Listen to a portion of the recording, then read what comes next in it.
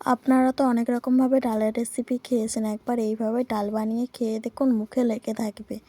চলুন তাহলে আমি ডালের রেসিপিটা কিভাবে বানিয়েছি দেখে আসা যাক। নমস্কার বন্ধুরা, মামনি রান্নাঘর রেসিপিটা আবারও আপনাদেরকে অনেক অনেক স্বাগত জানিয়ে আজকে আবার একটা নতুন রেসিপি নিয়ে চলে এসেছি। আজকে দুর্দান্ত স্বাদের একটা নতুন রেসিপি হতে চলেছে। পুরো ভিডিওটা আমার সঙ্গে থাকবেন, আশা করছি আপনাদের খুবই ভালো লাগবে। যে সকল বন্ধুরা ফেসবুক থেকে দেখবেন ফেসবুক পেজটাকে ফলো করে দেবেন, যে সকল বন্ধুরা ইউটিউব থেকে দেখবেন আমাকে সাবস্ক্রাইব করে আমার পাশে থাকার অনুরোধ রইল। চলুন তাহলে আমি রেসিপি শুরু করি। আর কি রেসিপি করছি পুরোটাই আমি আপনাদেরকে দেখিয়ে দেবো। কি কি উপকরণ নিয়েছি একটু দেখিয়ে দেবো।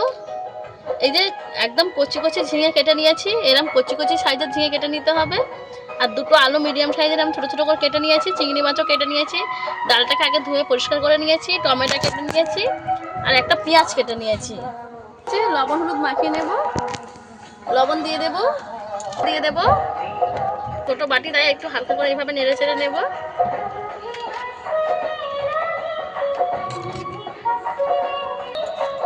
কড়া বসিয়ে দিয়ে উনুনটাকে ধরিয়ে নিয়েছিলাম। এবার তেল দিয়ে দেবো কড়ার মধ্যে। কড়াটা ভালোভাবে গরম হয়ে গেছে,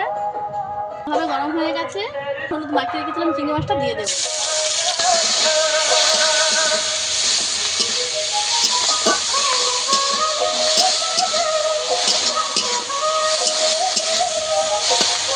চিংড়ি মাছটাকে ভেজে নেব।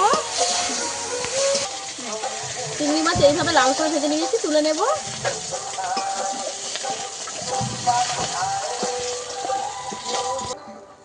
তার মধ্যে আরেকটু তেল দিয়ে দেবো।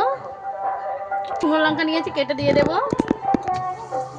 পাতা দেবো, পাঁচ ফোড়ন, কুচি করে রাখা পেঁয়াজ,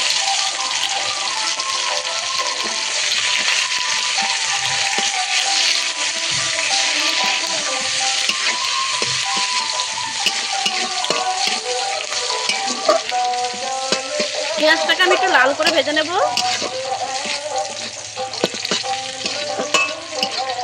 আদা জিরে একসঙ্গে বেটে নিয়েছি, দিয়ে দেবো।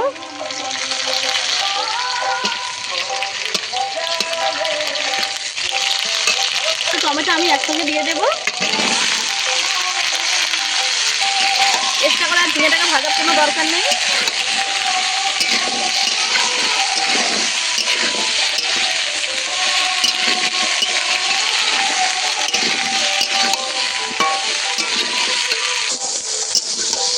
সমস্ত জিনিস একসঙ্গে কিছুক্ষণ আমি ভাজতে থাকবো।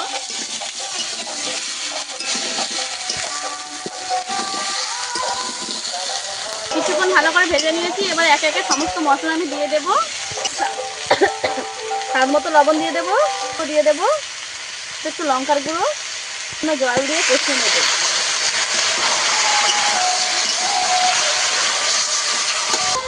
রান্নার এই মশলাটা এমনভাবে কষাতে হবে যাতে করে সব কিছু ভালোভাবে সেদ্ধ হয়ে যায়। রান্নার মশলাটা যত কষানো হবে সবজিগুলো ততই কিন্তু স্বাদ আসবে।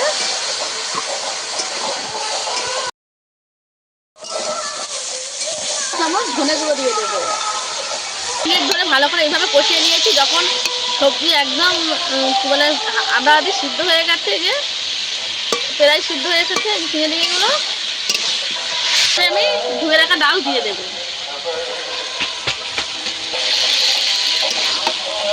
ডালটাকেও কিছুক্ষণ আমি এর সঙ্গে একসঙ্গে কষাবো।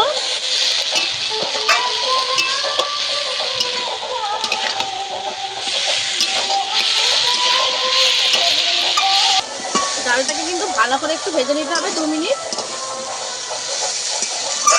এখানে আমি মুসুরির ডাল দিয়ে রান্নাটা করছি, আপনারা চাইলে মুগ ডাল দিয়েও করতে পারেন, আবার খেসারির ডাল দিয়েও করতে পারেন।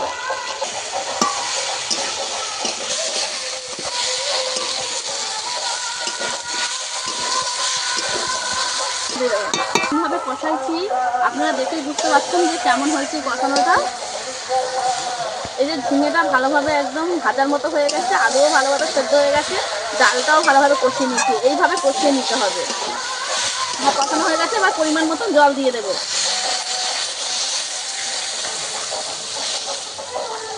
জলটা এমন দিতে হবে যেন ডালও সিদ্ধ হয়ে যায় আর বেশি ঝোল না থাকে, একটু ঘন্ট ঘন্ট হবে।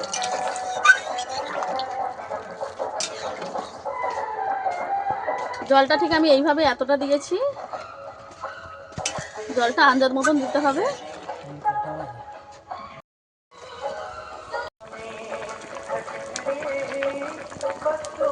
এই যে ডালের মুখ ফেটে গেছে, ডাল প্রায় সিদ্ধ হয়ে এসেছে। যখনই এইভাবে ডালের মুখ ফেটে আসবে তখনই চিংড়ি মাছগুলোকে দিয়ে দিতে হবে। আমি ছোট চিংড়ি দিয়েছি, আপনারা চাইলে বড় চিংড়িও দিতে পারেন। চিংড়ি মাছটা ভালো করে ডালের মধ্যে মিশিয়ে দেব, একটু ঘেঁটে দেবো এইভাবে। একটু ডালটা ঘেঁটে গেলে মিশে গেলে ভালো লাগবে। আমার একদম রেডি হয়ে গেছে। এইভাবে একটু ঝোল ঝোল রাখবো, যেহেতু ডাল একটু ঝোল খেতে ভালো লাগবে, তাই একটু ঝোল ঝোল রাখবো। পরে আবার একটু বসে যাবে, নামিয়ে নেব। আপনাদের কাছে যদি গরম মশলা থাকে অবশ্যই একটু গরম মশলা দিয়ে নামালে আরও স্বাদ বেড়ে যাবে। এটা কত সুন্দর হয়েছে দেখুন বন্ধুরা।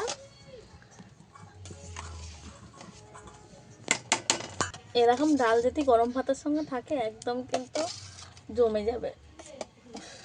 রেসিপিটা আপনাদের কাছে কেমন লেগেছে অবশ্যই কমেন্ট করে জানাবেন। আর কে এইভাবে ডাল খেয়েছে সেটাও আমাকে কমেন্ট করে জানাবেন। যারা এখনও খাওয়া হয়নি অবশ্যই বানিয়ে খেয়ে দেখবেন, আশা করছি আপনাদের খুবই ভালো লাগবে। আমার এই রেসিপিটা আপনাদের ভালো লাগলে লাইক শেয়ার করে আমার পাশে থাকার অনুরোধ রইল। দেখা হচ্ছে নতুন কোনো ভিডিও নিয়ে, ততক্ষণে ভালো থাকবেন, সুস্থ থাকবেন।